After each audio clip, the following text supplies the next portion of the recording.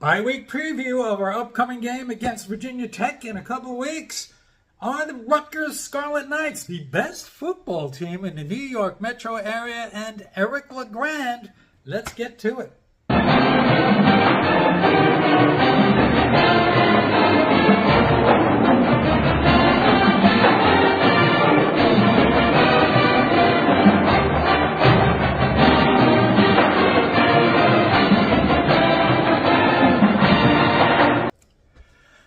Okay, everyone, hope you're enjoying a good bye week as we wait until we go into Virginia Tech in a couple of weeks. Thought I'd do a little bit of a preview to the preview of a Virginia Tech game. Hokies are 1-1. We're 2-0 coming off our victory, a resounding victory against Akron. Virginia Tech struggling with Marshall early on, well into the third quarter, and pulled it out late. A lot of prognosticators and watchers of Virginia Tech not particularly happy the way they're playing, especially after a loss after Vanderbilt. But nonetheless, this should still be a competitive game. Early on, preseason, a lot of people jumping on the Virginia Tech bandwagon thinking their offense was had gained momentum throughout the year. By the end of the year last year, albeit against mediocre ACC competition, nonetheless, you could only play who you can play, and they have athletic kind of dynamic quarterback in Kyron Drones, who we saw last year. So I think this game, we've come a long way. I think Virginia Tech is beatable. We've come a long way since the back-to-back, oh my goodness, back-to-back 50-0 and 49-0 losses to Virginia Tech. I think it was 99, 2000, or 2000, 2001, whenever it was. We did have a huge win against Virginia Tech. 1992, the old Rutgers Stadium, that famous 50-49 game where Chris Brantley caught a 15-yard walk-off touchdown pass as time expired. Shortly after that, it was the end of the Doug Graber era and pre-Terry Shea, pre-Coach of the Year, 5-6 Terry Shea era from San Diego State, I believe. It might have been San Diego State where he was a coach.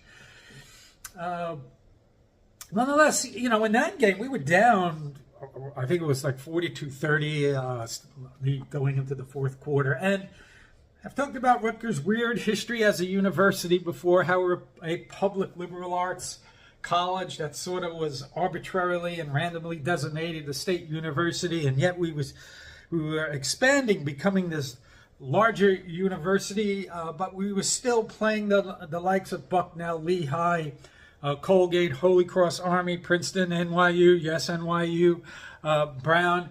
And then, 1976, I was at that game against Colgate where we went 11-0, and we ranked, I think, maybe 16th or 18th by the end of the year. Played a tough game against Alabama. And we were independent at the time, and we were entering the Big East, and we started to play more big guys. And, I think we had some victories against Virginia Tech, but eventually Virginia Tech with by the way, Frank Beamer was the coach of that game where we won 50-49, and of course he went on to be a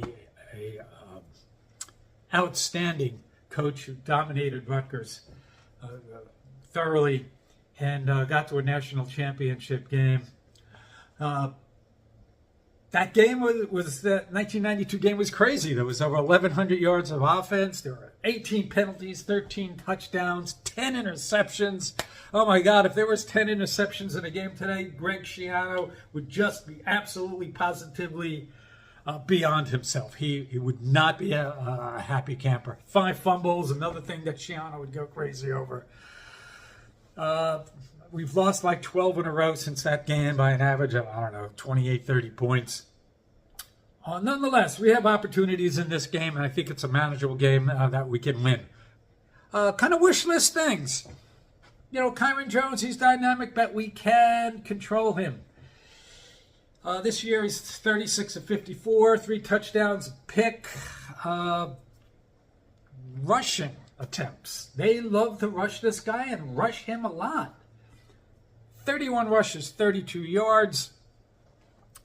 Against Vanderbilt Marshall, their main threat in the running game, and we saw him give us a little bit of trouble last year with those change of pace, quick hitting plays. Bashil 210, who has 31 rushes, 154 yards, averaging about 5 yards a carry and 2 touchdowns. So keep Jones in check last year. He had well over like 22, 23, 24, right, whatever it was. And it was his first game, so maybe they would try and get him comfortable running the ball first before getting into a passing situation, which he might not have been ready for.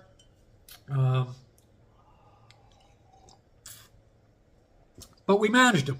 You know, maybe 3 yards a carry. Actually, Bashil 210 was a little bit more of a threat on the ground. So I think we can manage both those playmakers on the ground. Drones might make some plays in the passing game, but wish list is manage him. You know, he'll get some completions. He'll make some plays. Keep everything in front of you. Don't let him beat you deep. And they kind of like to have balance, like we're looking for. Defensively, they have 4 sacks. Virginia Tech has 4 sacks and a pick. But both Vanderbilt and Marshall had success against them. Their approach, at least in those games, was pretty balanced. Vanderbilt had 371 yards total, 190 yards passing net, and 181 rushing yards. This is what we want to do. If we can get 180 yards, 190 yards rushing and passing, I think we beat Virginia Tech, and it would be by a pretty decent margin. This is what we want to do. Control the ball, short to medium game, accurate passing game to extend the sticks, get the first downs, the line to gain, and every once in a while take a shot downfield.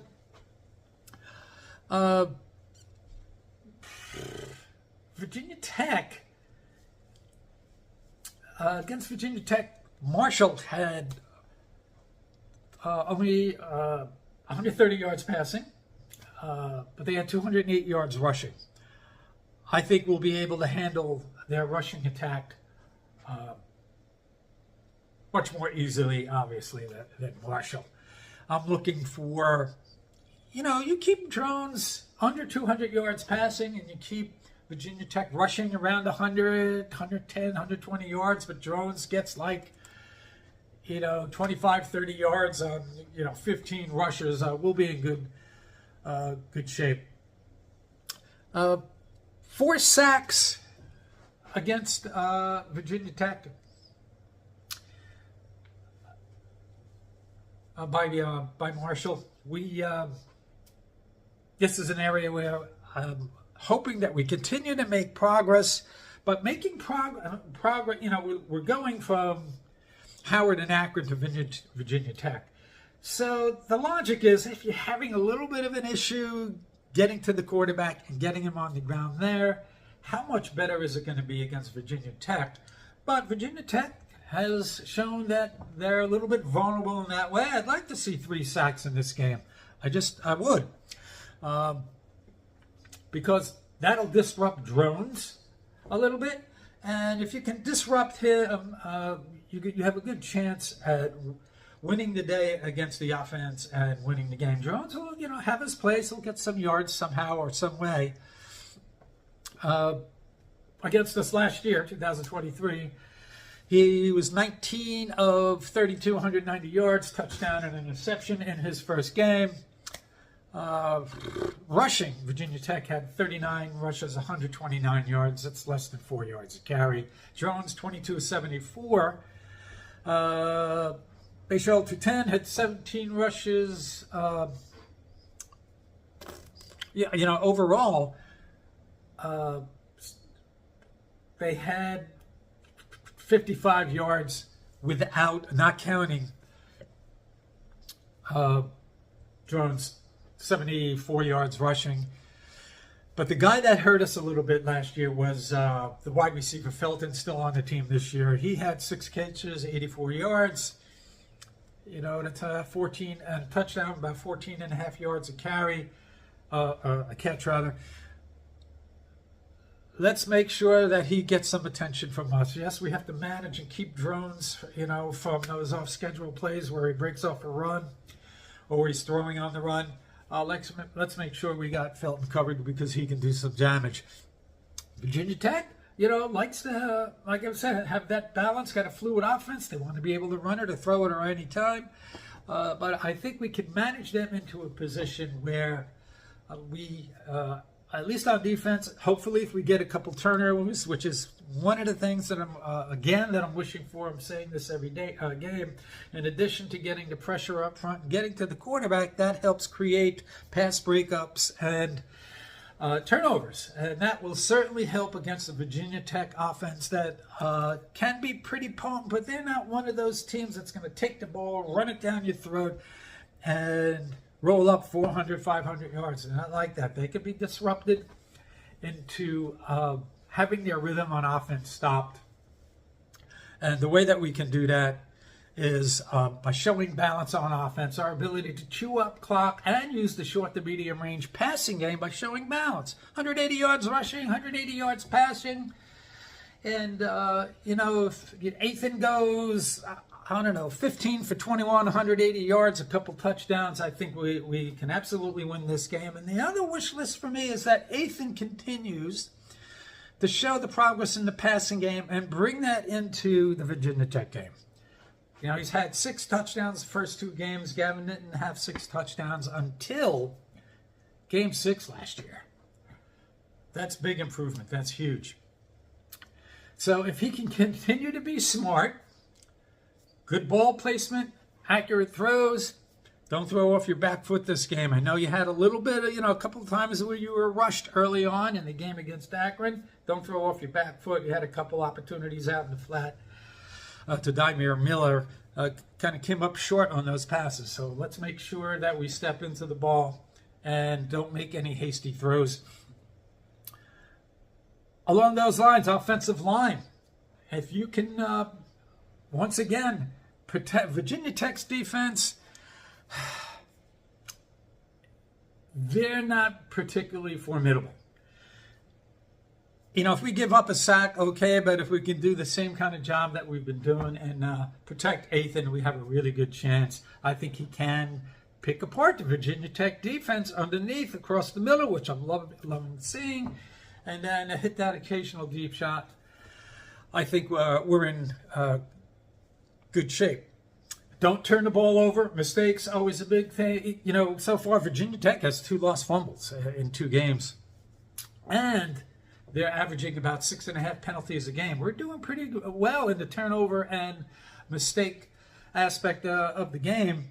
So if we can do the Greg Schiano thing, don't turn the ball over, don't make mistakes, and make the other team make mistakes and get a turnover or 2, that should bode well for us. So those are just some kind of broad thoughts on our game against Virginia Tech. We'll be following up with more updates, especially when it comes to injuries. How are we, looking going forward? What's up with Sam?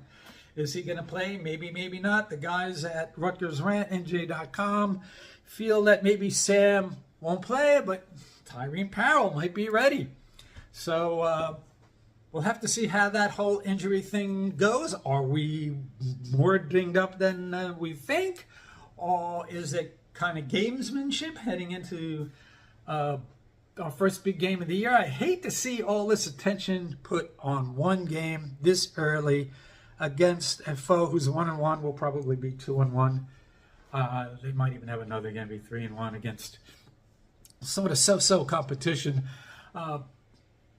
We're setting ourselves up, if we lose 27, 24, 24, 21, something like that, it kind of puts a damper on things. So I hate to see all that attention and energy put into just this one early game against the team that looks like it might not be ranked at any time in the near future. Nonetheless, legitimate program that's on the rise.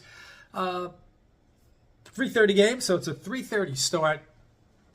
Let's go in there, show some balance, do what it is we do. I don't think Virginia Tech will be able to stop us if we're able to execute. You know, maybe it's a 30-21 kind of game, 30-23 kind of game. I'd take that. Let's see what happens over the next couple of weeks with availability report and any kind of news coming out of Rutgers. I neglected to mention in my post-Akron game follow-up and analysis, so-called analysis. The Eric Legrand walk. You know, raised, I want to say it was $117,000, which was one of them, if not their best showing so far. We got to continue to represent. And the way that you can do that, and Eric, you know, I'm in the wine and spirits business. I'm a wine guy. Eric was at our charity golf outing, and you know, he made an appearance and was talking about his bourbon. And he's making a pitch, as he did to us and as he did at the stadium on Saturday. If you want to support spinal research, Dana Reeves, percentage of the profits go to the Christopher and Dana Reeves Foundation for Spinal Research. Eric Legrand, Kentucky Straight Bourbon. You can see I have this in my collection. You know, I'm a wine collector. I have a decent bourbon collection.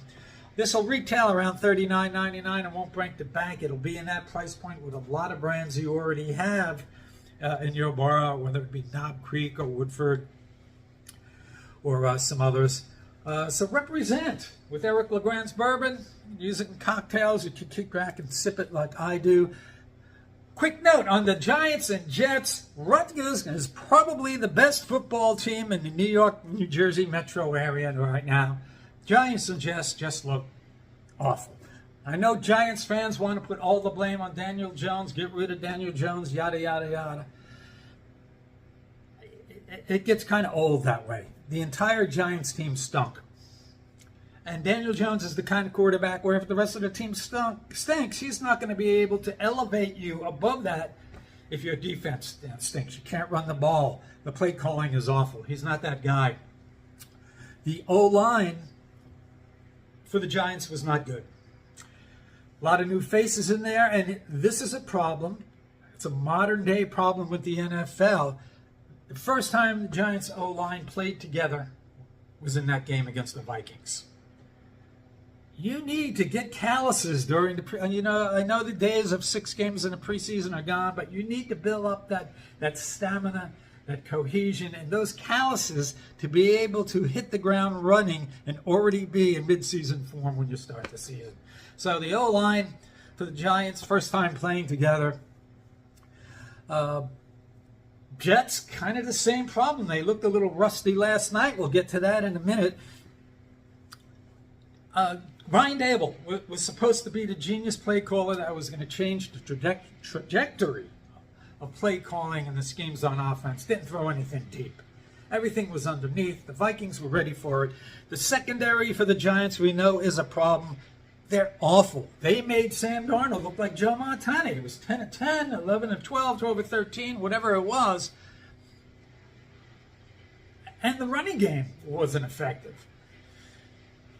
You know, drop balls, all the kind of things that in the past have kind of hurt the Jets and Rutgers, quite frankly. So Daniel Jones isn't going to be able to overcome a team that right now is just not very good. We'll see how it progresses throughout the year. Jets last night, very disappointing. You would have thought that their defense would have been able to keep them in the game, but they were just bad. And no, having Hassan Reddick wouldn't have mattered one iota. He's not playing the run. The run defense last night for the Jets was awful. Hassan Reddick isn't in the secondary. There were wide open receivers all game. It was shocking. But to give up 147 yards to a backup running back when they were just gashing you, getting chunk yards, there's no way that you have an opportunity to win. The offense, too predictable. in many ways, and I have said this in many different ways, how the Jets the past couple of years and Rutgers have some similarities. They got too predictable with Breece Hall, kept running it, and predictable running plays, even when the down and distance didn't make sense.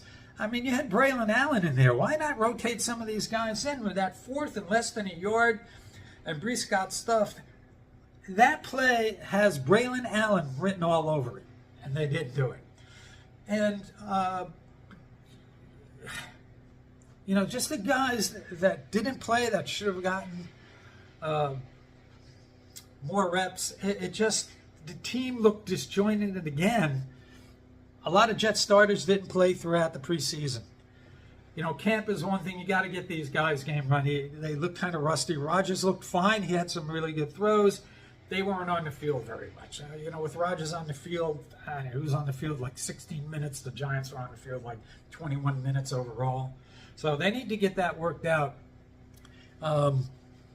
So that's the state of New York, New Jersey metro area football. Let's go, Rutgers. We'll talk to you soon about a Virginia Tech Rutgers update. And everybody enjoy your week. We'll see you next time. And support Eric Legrand. Cheers. At Rutgers, the birthplace of college football, we're all about tradition. And today, we started a new one. But one more thing before I go. I need one more tradition. Everyone knows I started a bourbon company, Eric Legrand, Kentucky Straight Bourbon. So from now on, every tailgate from now until the end of the time, I need a bottle there and pour a shot for me and the 5.6 Americans that deal with cell-phone paralysis of age, of course. So let's start that tradition now and pour one up. Much love. I love you guys. Thank you so much.